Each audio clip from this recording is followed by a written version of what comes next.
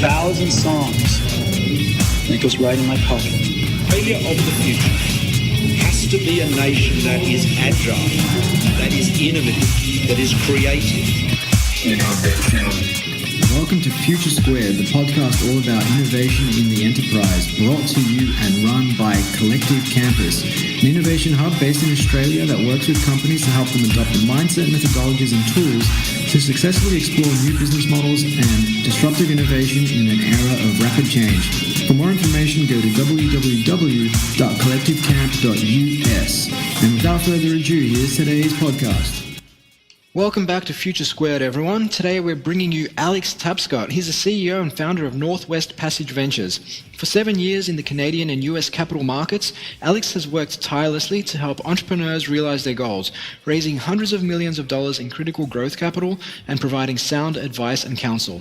A passionate advocate for the disruptive potential of new technology, Alex is also the co-author of Blockchain Revolution, How the Underlying Technology of Bitcoin is Changing Money, Business, and the World. Alex serves as a research fellow for the Global Solutions Network program at the Modern Prosperity Institute at the Rotman School of Business in Toronto. In 2014, he published the white paper, A Bitcoin Governance Network. Alex is also a strong supporter of mental health research and currently sits on the board of CAMH Engage, a young leadership council he co-founded at the Center for Addiction and Mental Health. I personally found this chat to be incredibly insightful. I thought it was of value to bring somebody who has a deep understanding of the underlying technology supporting Bitcoin, the blockchain, to our listeners, and basically to find out a little bit more about not only the Bitcoin application, but many of the profound impacts and applications that the blockchain technology can actually support in both Western and developing economies. So without further ado, I bring you Alex Tapscott. Welcome to the show, Alex. Thank you. Happy to be here. No, it's a pleasure. So you're joining us all the way from Toronto, Canada. Yeah, that's right. Home of the Toronto Raptors. Yes, Toronto Raptors. Well, they're actually doing quite well this season. I know they finished, second in the, was it the Eastern Conference? Yep, they finished second. They had the best regular season on record, I believe. And we just started the playoff run with a pretty ugly loss. Yeah, to Indiana, right?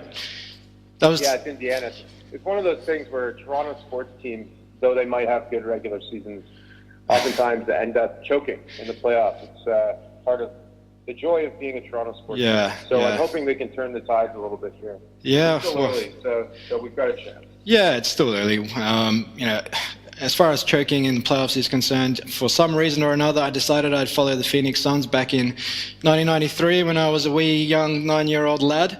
And it's been nothing but misery ever since, even with great teams like the likes of, in the mid-2000s, we had Steve Nash, Sean Marion, Murray Stoudemire, and still just couldn't get over the line. So I feel your pain, Alex.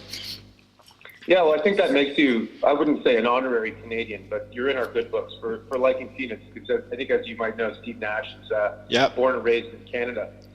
Yeah, definitely. I'm a big Steve Nash fan.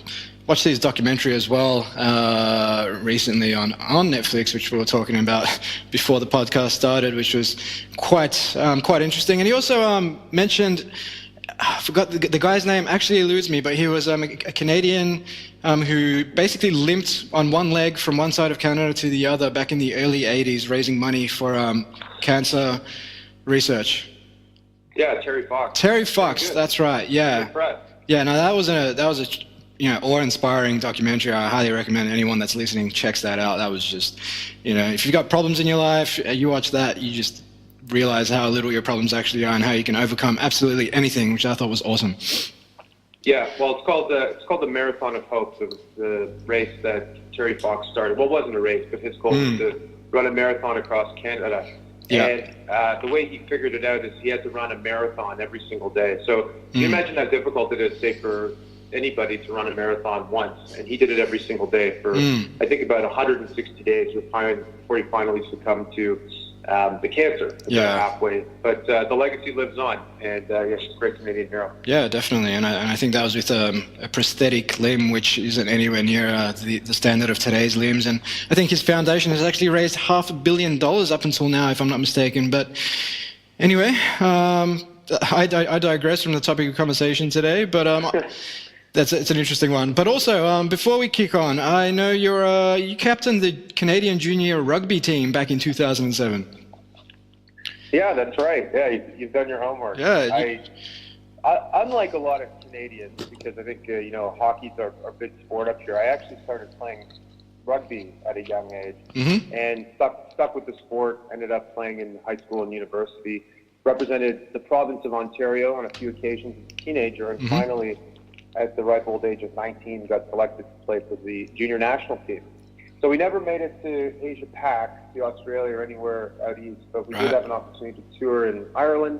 We toured in the island nations in the Caribbean, went to the States a couple times, played some high caliber rugby, so that was a real joy. Well, that's quite an interesting tale. Obviously, diverting from the tried and true ice hockey track that most Canadians are brought up on, and I guess that. Yeah, and no cauliflower ears too, which is nice. Yeah, no George St. Pierre ears, right? Yeah, exactly. Fair enough. Well, I guess in the true nature of an entrepreneur is to think a little bit laterally and maybe not do things by the books. I'll use that as a segue. And speaking of books, you've recently co-authored Blockchain Revolution, How the Underlying Technology of Bitcoin is Changing Money, Business, and the World. So you obviously co-authored this with Don Tapscott, who is your dad. He's a 15 times author of books such as Wikinomics and Macroeconomics. And I guess congratulations are in order. The book, which is yet to be released, doesn't come out until May the 10th, hit #1 in the banking category on Amazon last week. So congrats. Yeah, thank you very much. It's odd for a book to top the charts when it hasn't been released, unless its name is Harry Potter or The Hunger Games. So that was quite satisfying for us. And we're hoping that the book is read by a lot of people, because we think the subject is critically important to business and to mankind. Yep. Couldn't agree more, and I guess we'll be digging a little bit deeper on that topic today. So, our audience may be quite familiar with Bitcoin, but many may not quite yet grasp the concept of the blockchain. Can you give our audience a high-level rundown of what the blockchain actually is, Alex? Sure. So we've been spending actually the past 2 years researching this technology. Started first with a research project that Don Tapscott, my dad, was running at the University of Toronto, and had snowballed into this book. And in those 2 years of research, we've basically come to the conclusion, unequivocally, that blockchain technology is the second generation of the digital revolution. So the first generation brought us the internet of information. The second generation, powered by blockchain, is bringing us the internet of value. So what does that mean? Well, blockchain essentially, and it's a simple and ingenious concept, it's a revolutionary protocol that allows transactions to be simultaneously anonymous and secure, peer-to-peer, instant, and frictionless. And it does this not by processing transactions through an intermediary or a third party, which is traditionally how the global economy has been organized, but rather through a large global network, which through mass collaboration, clever code, and some pretty ingenious cryptography actually enables these transactions, and as an added benefit creates this tamper-proof public ledger of basically every transaction that's ever happened on the network. So when you hear about blockchain, you're actually talking, people are discussing that tamper-proof ledger, but we look at it more broadly as a new medium for value. Right. So information, think about, say, 40 years ago. Everything of information used to be consumed in a different medium. You used to send mail, you used to read newspapers, you used to listen to records, you used to go to the movie theater to watch a film. People had printed out presentations, they printed out documents, books, etc. Basically, all of that information has moved to a digital format, the internet. So now all of those things, more or less, we consume through the web. Value, on the other hand, doesn't have a digital native format. So even today, though you might log into your bank account on the internet or pay with a credit card at a digital terminal and might think that you're using a digital format, most things of value are actually still have one foot in the analog age. So money, contracts, stocks, bonds, titles, deeds, all of these different forms of value are still basically isolated within different silos. Right. And so what that does is that creates friction in the economy. It creates uncertainty because these records are not necessarily stored in a secure fashion. And generally speaking, it adds cost.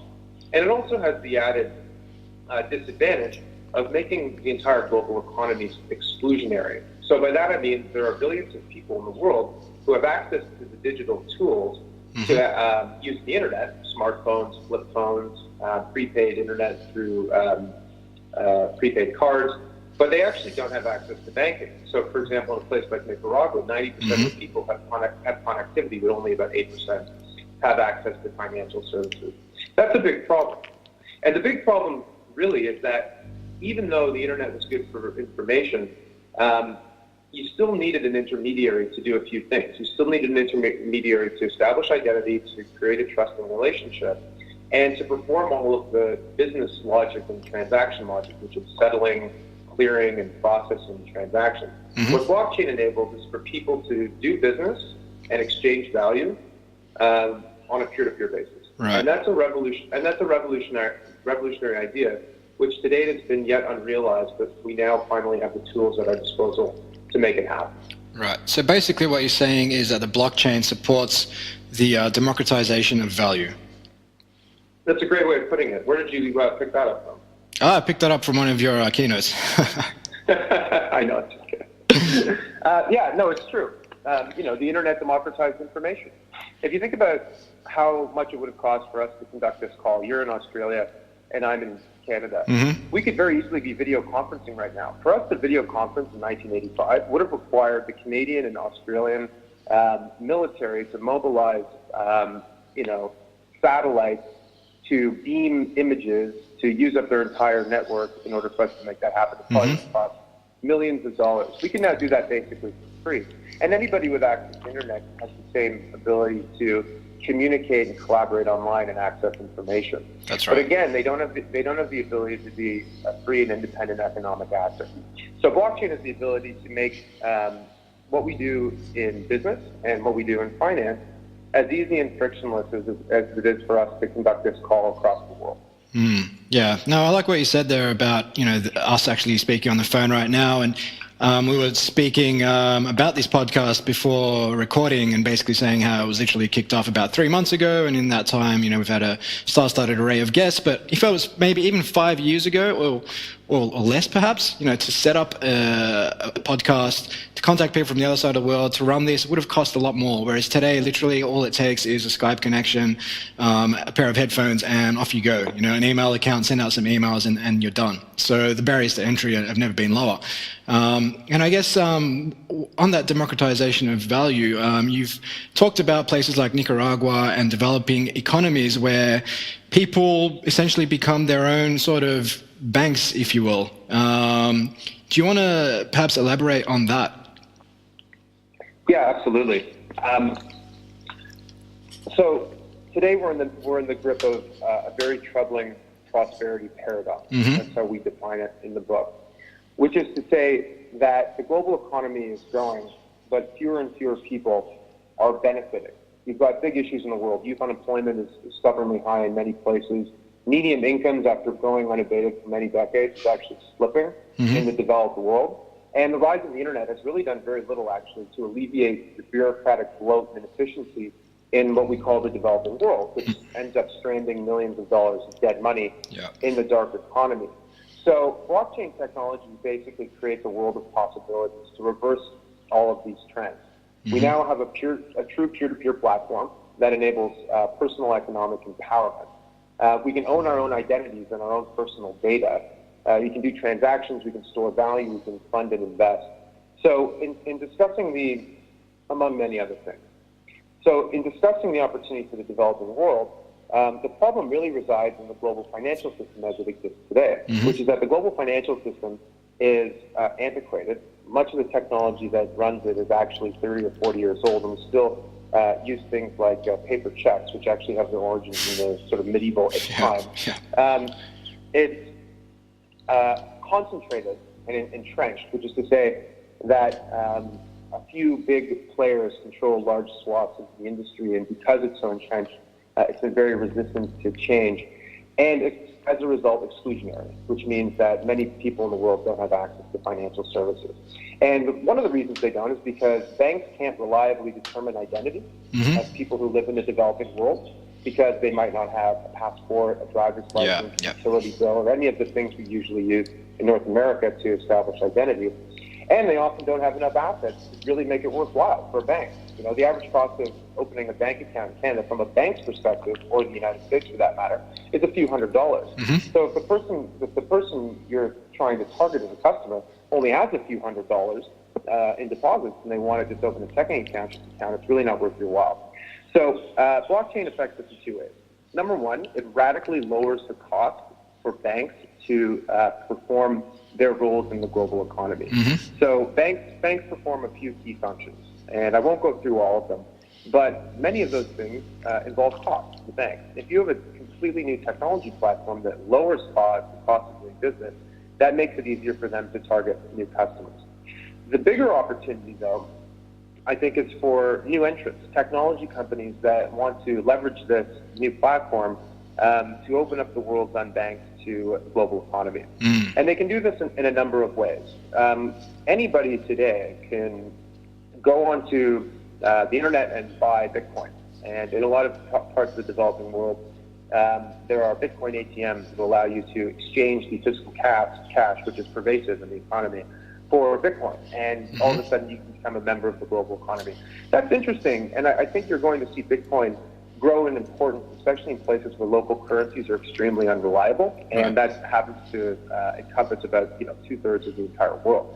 But I think that for most people, buying Bitcoin is a foreign concept, and so it's going to be up to the technology companies to use this technology in a way that's completely seamless, which is to say people don't actually know that the underlying technology is based on blockchain, but what they see on their phones is all the services they might normally get with a bank, which is to say a place to store value reliably. That's not pigs or goats or land, which has a tenuous title. They have a place to move value, make payments, pay for goods and services, make remittances to their families at home. A way to get access to credit, which is really critical. Most people in the world have no access to credit, and credit is a precondition for a lot of entrepreneurs to build companies and to create value. And it will give them a way to fund and invest whatever they make into interest-bearing or potentially lucrative investments, which is really just to say a way to become an investor in the economy, which most people in the developing world do not. And all of that's possible because of blockchain technology. So it's a big opportunity for banks to seize this new moment in time to go after billions of unbanked people, which is a huge market opportunity. And it's an equally interesting opportunity for those new entrants to leverage this new technology platform to supersede the banks and to become dominant in those markets. So it's a really exciting opportunity. And the big picture here is that this is a very good thing. Financial inclusion is a prerequisite for economic prosperity. And for those people who don't have it, they are permanently barred from realizing the fruits of global growth. Well, that's exactly right. And I think you touched on quite a few interesting concepts there, Alex. One, I think you mentioned that number one type of transaction in developing economies tends to be remittances, inflows from the diaspora around the world. But oftentimes in developing economies, people have to trek, particularly in parts of Africa, for hours to actually, visit the local Western Union, which is fraught with dangers of many kinds, but also physical degradation. The fact that there's the opportunity cost where they could be spending those hours trekking to the local Western Union, doing other things, maybe working, maybe spending time with family. There's so many other flow-on effects of that. And also this whole concept of microloans, which is incredibly important. I mean, you touched on the fact that entrepreneurs need some type of seed funding to actually help them develop something of value and grow, rather than just rely on foreign aid and things of that nature. And the application of Bitcoin may help to empower people to just grow their own little mini businesses and empower themselves to live better lifestyles in developing economies. Yeah, I mean That's dead on. So 2 points. Number one, yes, you're right. There's no banking infrastructure in most of the developing world. So in places like Africa, it's the most pronounced, unsurprisingly, and as well as some of the poorest places in Central Asia, like Afghanistan, where there are maybe 1 or 2 bank branches for every 100,000 people. Kind of like how there are 1 or 2 doctors for every 100,000 people. We know what the state of health is like in many of those parts of the world. So, like with telephony, where we completely leapfrogged the physical infrastructure of landlines and went straight to cell, I think you're going to see a similar leapfrogging of traditional financial infrastructure straight to blockchain in a lot of parts of these worlds. And it's incredibly important that this happens. You mentioned remittances, and the numbers on remittances are quite staggering. So the largest source of fund flows into the developing world, as you said, are not foreign aid, and they're actually not direct foreign investment, which you see with China investing in Africa, spending billions of dollars. It's actually remittances, small payments, many millions of them, that are made from diasporas living abroad to communities in the home country. $600 billion last year. The average fees that people pay on that are anywhere between 8 and 10%. In many corridors of the world, a corridor is just between 2 countries. It can run as high as 20%. So we're levying this tax, this enormous tax, or the financial system is, on the poorest people in the world who are sending money home to people where it has the greatest benefit. World Bank studies show that most remittance payments are spent on critical life-saving things: food, shelter, water, electricity, the kinds of things people need to live a decent life. And so there's this huge tax. So that's a big problem. Enter blockchain, which is solving this, and more specifically, entrepreneurs who are using this technology to create financial services for the world's unbanked. And there are a few great examples of companies like this.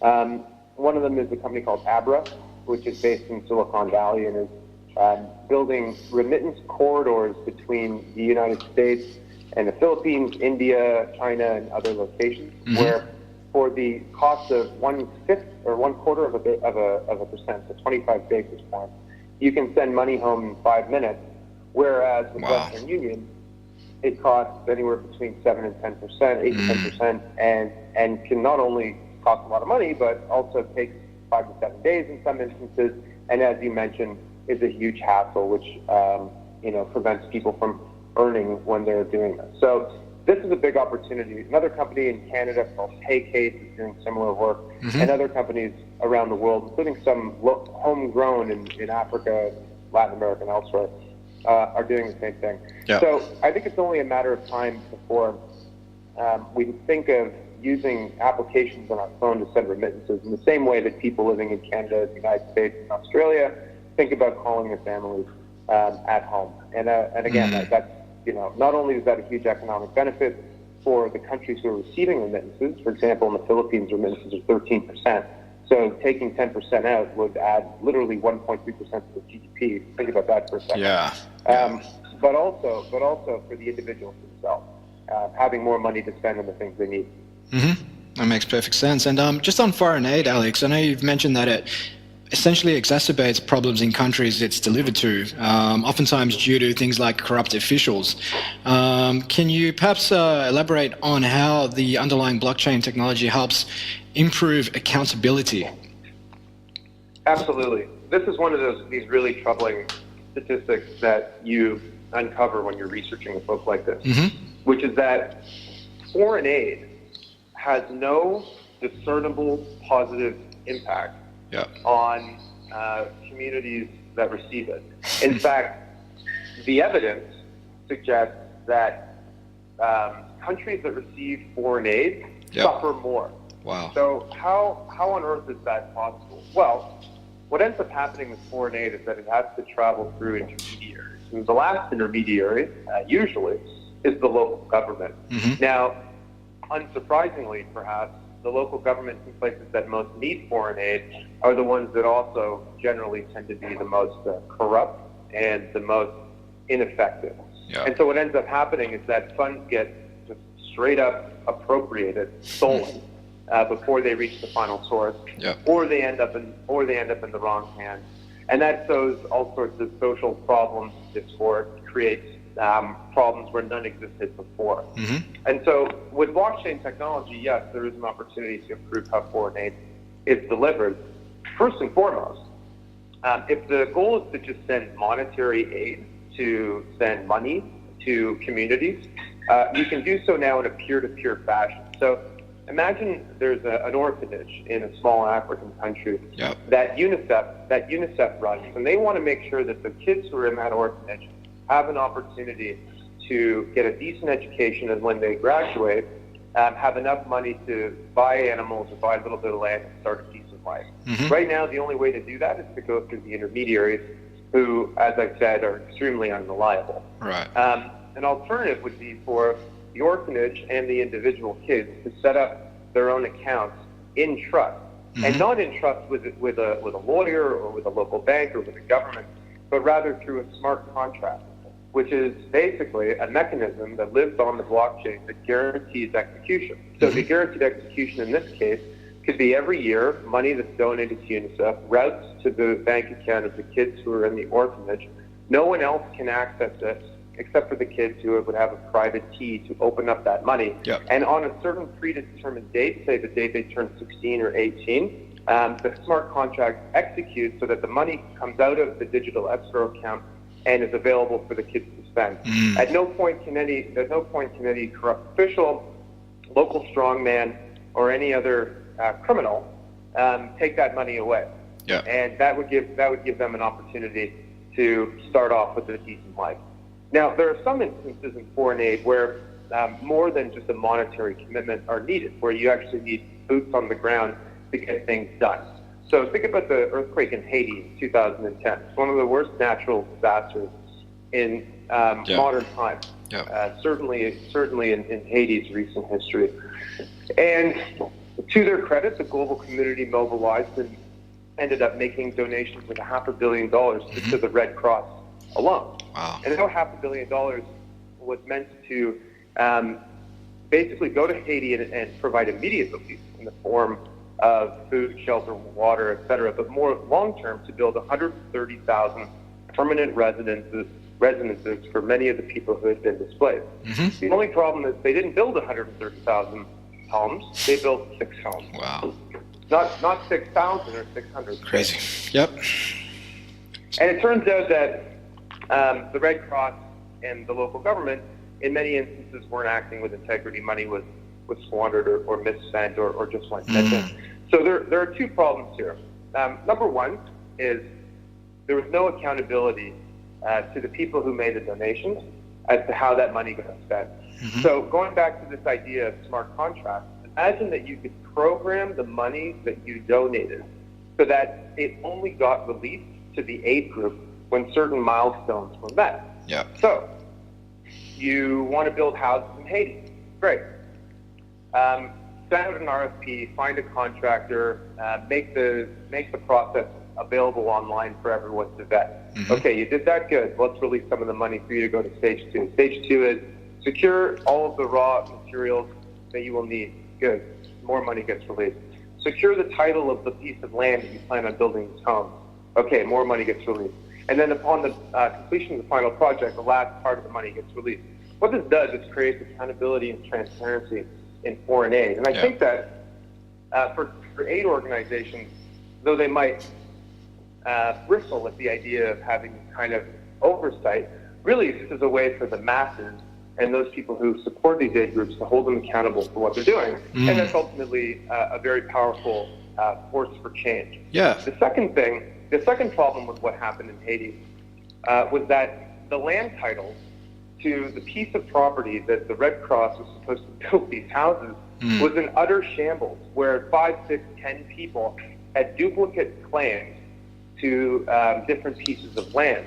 Many of those people who had a claim to the land happened to be local government officials who were obviously corrupt and trying to take advantage of the situation. Mm-hmm. So this is a big problem in the developing world. There's an economist based in Peru called Hernando de Soto, who's really, I think, the world's expert at looking at how developing world economies work. And he concluded that about 5.5 billion people in the world, which is really to say everyone outside of North America, Europe, and Australia and New Zealand, and certain places, I guess, like Hong Kong and Singapore, have a very tenuous right to the land that they live on. And we see this play out day in and day out. The Honduran president was kicked out of office through a nonviolent coup for expropriating land from locals to give to his buddies. The governments in Brazil expropriated land from favela dwellers to build stadiums for the Rio Games without giving them any fair compensation because they didn't have secure title to the land. And of course in Haiti, where as a result of this big problem, 130,000 of the poorest people in the world went homeless. So how could blockchain change that? Well, as I said, one of the residual benefits of this new platform for value is the creation of this immutable ledger database that shows the history of what has happened and is unhackable and secure. Well, why not try and put a land title registry on this platform where no single person or government or corrupt official could change the results of that ledger? Only through mass collaboration and consensus of the network could anything change. So you'd have a more perfect picture of who owns what. And sure, it's only as good as the government's ability to enforce it. And this is an important caveat. So if you've got a land title that's on the blockchain, so to speak, and someone comes to your house at gunpoint, having that is not enough to save your life. That's just the truth of it. But you know what? Transparency is a very powerful tool. And if you've got a record of who owns what among the poorest places in the world, and the government tries to act against that, they're going to feel the pressure of the international community, which might include NGOs, foreign governments, and also the individuals themselves in the country who hopefully, knowing that the government is knowing with 100% certainty that the government is acting illegally, will stand up to them. And I think that kind of positive social pressure can actually change behavior. So this is something that, though a bigger challenge, is actually the bigger opportunity of blockchain. So there are 2.5 billion people who don't have bank accounts. There are 5.5 billion who don't have title to their land. If we can solve the title issue, you unlock a world of possibilities for economic inclusion. Land is a prerequisite for so many things that we take for granted in the developed world. You know, how do you borrow money? Well, you secure it against your house. How do you save and invest? Well, you buy a home, you pay it on a mortgage, and hopefully over time it appreciates in value, et cetera, et cetera. It's actually the basis of so much economic prosperity in the developed world, and nobody in the developing world really has access to it. So that's a huge opportunity that's possible as well. Yeah, so it's becoming quite apparent that there's so many profound impacts of the blockchain technology, far and above and beyond what people normally hear in the media, which is purely just about the exchange of Bitcoin in Western economies. And you touched on quite a few interesting points there, Alex, particularly around the milestone payments. You look at, for example, venture capital and startup investments. Usually they're tied to some type of milestones. Anything in the Western economy, we don't just say, okay, here's a ton of money, go do it. Except when it comes to not-for-profits, charities, foreign aid, oftentimes that is the case. We just give you a bag of money up front and hope that you'll allocate it appropriately. But the fact of the matter is that foreign aid is only as good as the people who it's given to administer it, and oftentimes that's where things fall over, as you've clearly and perfectly illustrated there. And you also mentioned that you clearly articulated that there are more uses to blockchain technology than just Bitcoin, such as land titles, for example. And I know you've previously mentioned that Bitcoin is to blockchain what email is to the internet. So do you want to perhaps just touch on some of the other applications of the blockchain technology, whether it is in developing economies or developed economies? Happy to. So as part of the book, the book itself is actually the byproduct of 7 separate research projects that we launched over the past couple of years to try and better understand this technology. What I've done over the past half an hour or so is actually just speak to 2 of them, which is the financial services opportunity, which is our chance here to reinvent the way that markets work and how people access them. and the prosperity opportunity, which is to say, how do we bring more people into the global economy? How do we pre-distribute wealth, which is to say, give them the opportunity to create wealth in the first place, rather than just redistribute wealth, which really is the only solution we've come up with. And that's a pretty powerful shift that I think can create a lot of good in the world. So what are the other 5? 7. I don't think we have time for all of them, but I will discuss a couple. So one of the things we looked at was the corporation itself, which is an artifact of society that's become one of our most important institutions and the foundation really of wealth over the past 150 years, the company. And we looked at it through the lens of a well-known economist named Ronald Coase. Right. And Ronald Coase in 1932 asked a deceptively simple question. He said, why do we have corporations? After all, if the best way to organize capability and allocate resources in the economy is the open market, a la Adam Smith, why not have every different part of the company be its own independent contractor? How come, supply chain, finance, marketing, manufacturing, sales, et cetera, aren't all doing things in an open market? And he pointed to one thing, transaction costs, and said that so long as the transaction costs are higher in the open market than they are inside the boundaries of the company, companies will continue to grow. So in the old days, we had the vertically integrated corporation like the Ford Motor Company, which not only made cars, it also had a steel plant, it had a rubber plantation called Fordlandia in Brazil. It had a timber mill. Its plant in Detroit put in raw steel on one end and produced Model Ts on the other end. And that's because for Henry Ford, and he knew this before a lot of other people had made it, academic knowledge, that it was cheaper for him to be vertically integrated than to contract in the open market. Okay? So the internet changed that a little bit. It enabled us to improve the cost of search, improve the cost of communication, and improve the cost of collaboration. So search means we were able to find out the best price for a certain service. So people started to realize it was cheaper to put call centers in India than it was to have them in the United States. And communication, all of a sudden, we no longer had to keep everything in the boundaries of the company because we could connect for free on the internet with anybody all over the world. And so as a result, we got the extended enterprise. The mantra of the 90s was, focus on what you do best and outsource the rest. Yes. But if you look at the company today, it kind of looks like it did 25 years ago. In fact, it kind of looks like it did at the end of the Second World War, which is to say it's still hierarchical, it's still pretty traditional, and in many respects, it's still pretty vertically integrated. And the big reason is that the real transaction costs are not search, they're not communication, they're not collaboration. They're bargaining, contracting, and policing and enforcing contracts. All of which really haven't changed in price or friction or speed over the past 50 years. We still rely on intermediaries to do all of those things.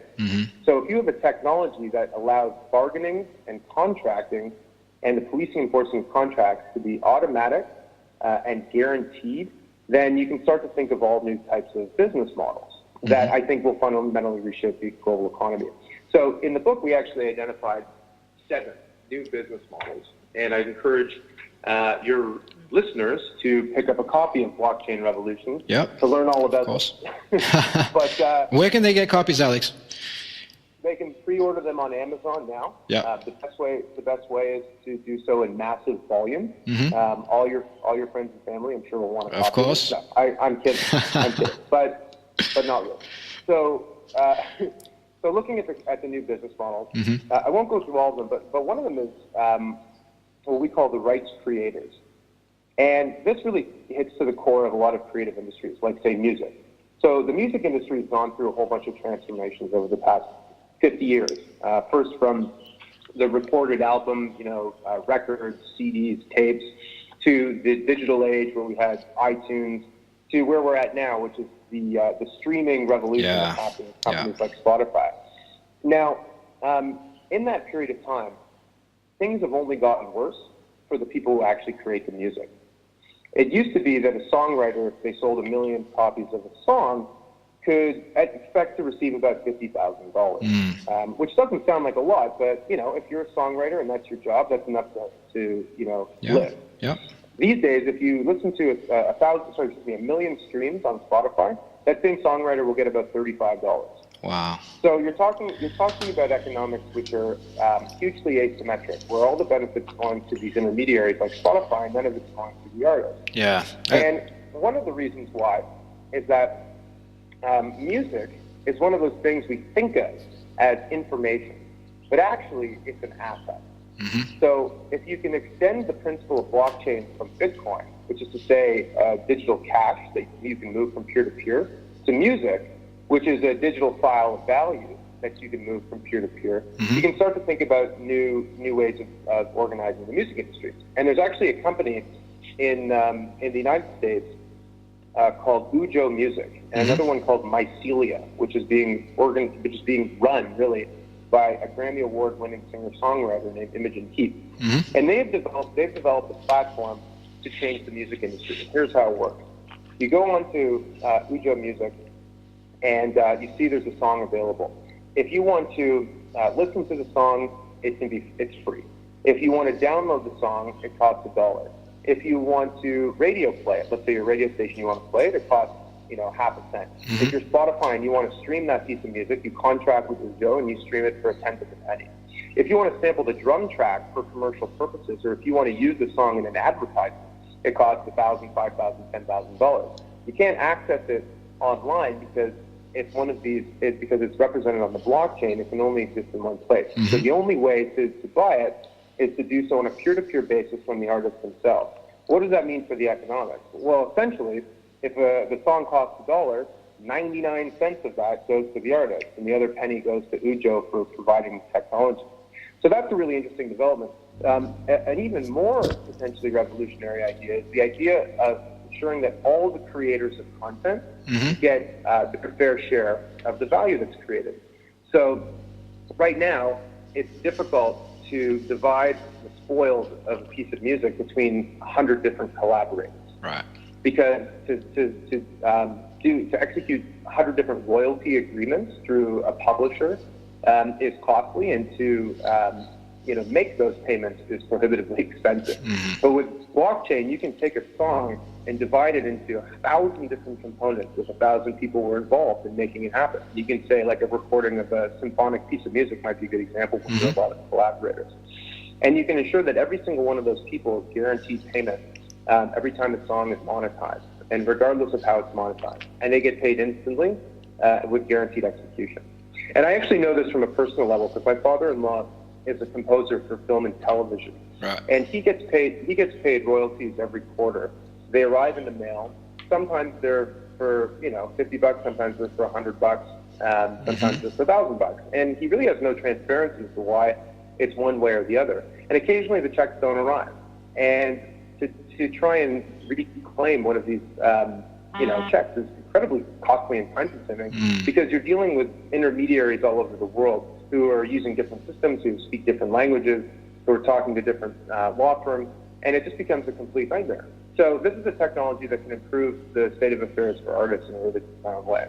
Yeah. And that's one of seven new business models that we've identified. Wow, it's interesting. Well, I highly recommend our listeners get a copy of your book to find out about the other 6. But yeah, I mean, music industry is an interesting one. I mean, what we've seen over the last 5 to 10 years is that bands and artists are relying predominantly on touring and merchandise to make a living, and have to tour relentlessly, which obviously has an impact on their lives and has a strain on their personal relationships and whatnot. And it's simply not enough to just release an album. And even if that album hits number 1 on the charts, chances are you're probably not going to make all that much from it, and definitely not enough to sustain your lifestyle on an ongoing basis, which is kind of sad given all the blood, sweat and tears that goes into the creation of music.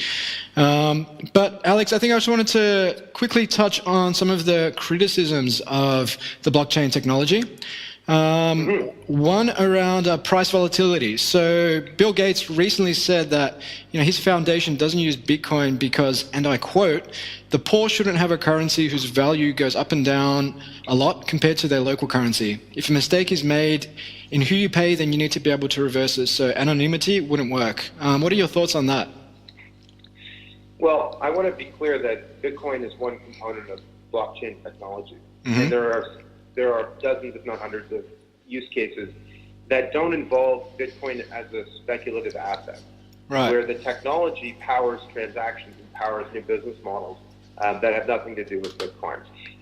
But your criticism, but that's not the question, because I think it's a very good one, which is how do you deal with these big challenges? And we actually have a chapter in the book that deals with this. It's called Showstoppers. The 10 big things that could go wrong to prevent this from reaching its potential. Price volatility is one of those things that I actually am not that concerned about. Simply because relative to a lot of developed world currencies, it is volatile, but for many people in the world, it's actually a bastion of stability. And also, over time, the volatility has decreased significantly, where Bitcoin really is starting to have the properties of a currency, which is to say it's liquid, it's fungible, it's a good store of value, and we're getting there. But your question about anonymity is a good one. And so in the book, the 10 showstoppers, and I won't go through all of them, but there are these big questions, which is that if it's anonymous, could it be used as a tool for criminals? Could it be used as a tool for money laundering? Could it be used potentially even as a tool for financing terrorist activity? And these are all good questions. And the fears, though, I think are a little bit misplaced. Actually, a lot of regulators and law enforcement agencies don't really mind Bitcoin. Bitcoin is actually much easier to track than cash. About $2.5 trillion of crime happens every year in cash. And that's actually one of the reasons why they're trying to eliminate the 1,000 Swiss franc note and the 500 euro note, is because it just makes moving that value that much easier. Bitcoin, by contrast, is actually not anonymous. It's pseudonymous. So you can actually, with enough ingenuity, trace back how Bitcoins get spent to their original source. And if you have some other information, some context around that, you have a pretty good chance of identifying who's doing the wrong thing in a transaction. Now, that happens after the fact, and in the meantime, damage can happen to people, and that's a bad thing. So you have to resolve that by thinking long and hard about how you govern and regulate this stuff. Now, I've gotten into hot water before in the past for saying that Bitcoin and blockchain need governance, because I think a lot of people view this as sort of anti-governance. Resistant of the banking industry, it's resistant of federal governments and intergovernmental organizations. But the truth is, you need different stakeholders participating when you're trying to develop an important global resource like blockchain. And in the example of the internet, we had lots of different stakeholders: developers, governments, civil society organizations, corporations, who came together, and though it was messy and hardly perfect, actually developed a working governance network for the internet. And today, the internet is not owned by a company, it's not controlled by a government, though the U.S. government does have an outsized influence. To be clear, leadership is everyone's personal opportunity. It's not like there's some preordained leaders of the blockchain revolution. Anybody who has an interest in making this successful can and should get involved. And that's the kind of organizing principle that the blockchain governance network should have, which is that it should be totally open and totally meritocratic. And I think that's how you prevent a lot of these showstoppers, dark side issues from happening. And just going back to the book, so we did identify 10 different things. You mentioned a couple. And we looked at them, and some of them are significant. More significant, perhaps, is the question of anonymity and volatility. Like, for example, how do you scale this technology? The Bitcoin blockchain handles 10 transactions a second. The Visa network handles 5,000. How is it that we're able to take this technology and scale it for use cases that are global in reach? And there are many of them, not just for payments or financial services, but for the Internet of Things. In the future, there'll be billions of connected devices communicating, transacting, making payments, independent of human intervention. Those payments can't go through a bank. You can't use the Visa network to make thousands of payments, every minute if you're a device that's metering or streaming some service. So you need to create a new way to make payments. So I think blockchain is the answer. But again, that requires a big leap in the technology to make it scalable for that. So that's a big issue. The energy consumption is another one. In order to make a blockchain truly secure, you need to have lots of computers committing lots of computing power to make sure that it's secure, and that has a cost on the environment. It's called an externality, and by some estimates, the amount of energy already that the Bitcoin blockchain is using is equivalent to that of Iceland or Cyprus, which is pretty significant when you think about what it's currently doing. So we need to figure out a way to make blockchain scalable without compromising the environment. Will blockchain fall victim to the internet in that it gets co-opted or controlled by powerful forces? We might think of them as corrupt governments like Iran or China or Russia, where the internet is anything but free. Could blockchain become controlled or co-opted by those powerful forces as well? So there are a lot of different issues here, and the question really is: are these reasons that blockchain technology is a bad idea, or are they implementation challenges to be overcome? And if they're implementation challenges, then the question is: how do we solve them? And again, I think the answer is multi-stakeholder governance. We need a new way of thinking that allows everyone to come together in a constructive fashion, but not a hierarchical way, to solve these issues. And already we're seeing the early signs of the blockchain network coming into existence. So we've got groups like the MIT Media Lab, which has a digital currency initiative that's doing important work in the States. The Chamber for Digital Commerce, which is a trade organization based in Washington, D.C., which is acting as a critical interface between industry and the public sector. You've got actually groups from the Internet Governance Network, like ICANN, who are looking at how they might incorporate blockchain and Bitcoin technology into their work on Internet governance. And you've got Bitcoin foundations and groups all over the world who are trying to work with key stakeholders to push this forward in a positive way. Much more is needed. We need issues. We need groups to come together to figure out a lot of substantive issues, not least of which are the scalability and the energy use problem. We need effective policy. We need to spread knowledge. We need to create standards for interoperability so that different blockchains that serve different markets can still communicate and operate with each other. All of these issues can only be solved. They can't be solved by governments. They can't be solved by corporations with vested interests. They can only be solved through multi-stakeholder governance. That makes perfect sense, and I think co-creation in general is definitely the way forward in an era where things are just moving so quickly, and you have so many vested interests at different parts of the economy, whether it is corporations, whether it's government, not-for-profits, foreign aid, etc. I think you just need that multi-stakeholder engagement, and energy efficiency is an interesting one because I know Allied Control, a computer cooling firm, estimated that the total power consumption of the Bitcoin network was about 250 to 500 megawatts. Which basically equates to about enough to power 375,000 homes a year, if I'm not mistaken. But I did some calculations of my own. So apparently there's over 2 million cat videos on YouTube. So 1 minute of streaming consumes 0.0002 kilowatts of energy. So if each of these 2 million videos ran for just 1 minute and was streamed only 10,000 times, then that would consume 4,000 megawatts of energy. And some of these videos go for minutes, and the more popular cat videos have amassed more than 100 million downloads. So the next time someone says, well, what about the energy efficiency? You just say cat videos. Well, that is a funny but also deeply troubling. deeply troubling. Oh my gosh. Couldn't agree more. Amazing. And you know what? I haven't even accounted for the 6.5 billion cat pictures. So there's also that. Well, the other side to the energy debate is how blockchain might reduce the energy consumption of other parts of the global economy. The financial services industry is a good example. So how many physical checks get printed every year, and what's the carbon footprint of that? How many brick and mortar banks are in the world that service a dwindling population that could potentially be repurposed? And what's the carbon footprint of those banks? That's right. How about, say, the power grid? If everyone is able to generate their own power, and they can, not because of blockchain, but because of revolutionary technologies like solar cells and battery power.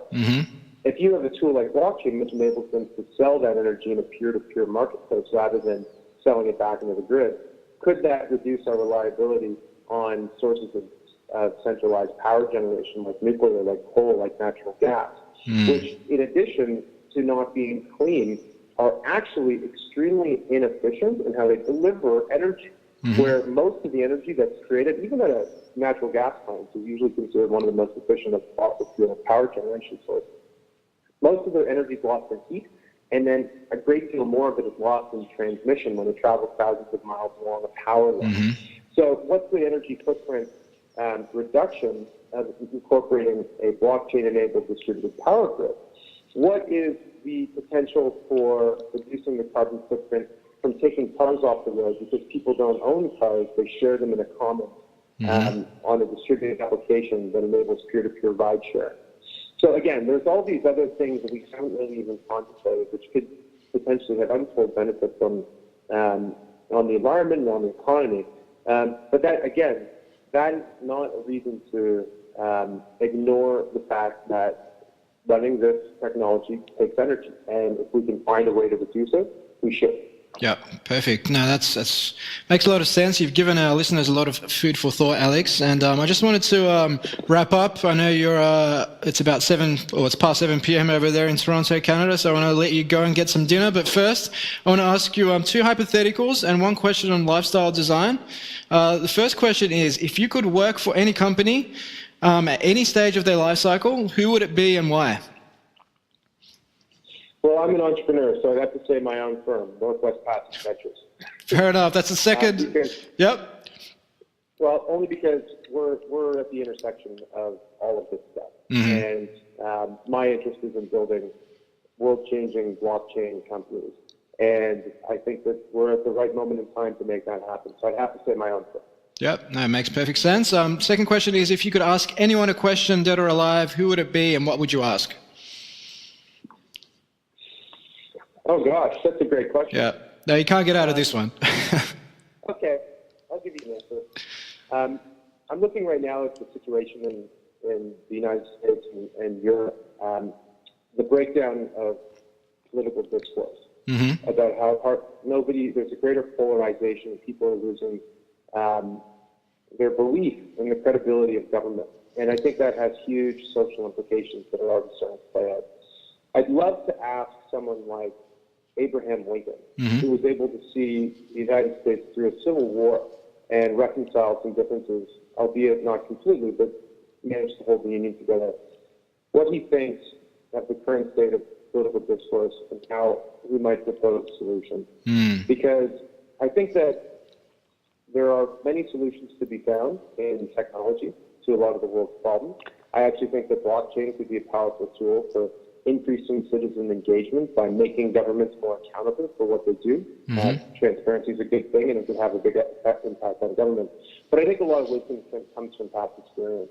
And occasionally, you need that kind of wisdom to transcend all the bickering and all the division that exists in the world. Yep. That's a great answer. And finally, Alex, question I like to ask entrepreneurs and people doing amazing things in the world is, how do you stay on top of your game? I don't sleep. Come on. No, more seriously, I actually thrive through interacting with people. I think there's a lot to be said for keeping on top of the articles and the news flow and the technology. But really, you need to understand what the people who are actually building this future are doing, how they're solving problems, what they're developing.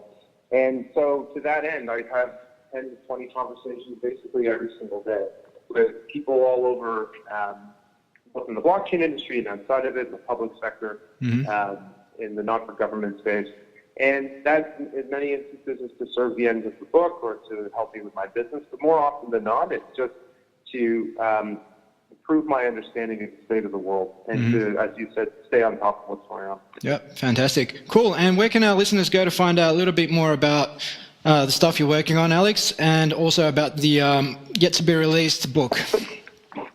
Well, for one, they can go to Amazon.com to pre-order the book. It's available for pre-order now, and the release date in North America is on May the 10th, which is when Amazon and retailers all over the continent will open the floodgates.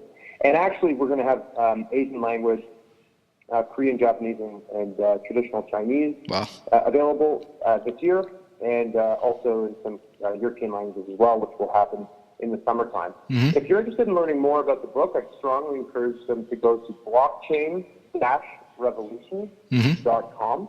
Also a place where they can pre-order the book, but also where they can learn a little bit more about what Don and I are up to, and read a little bit more about the book. And the final thing I'll say is please follow me on Twitter, because I'm pretty prolific and I try and stay on top of interesting stuff.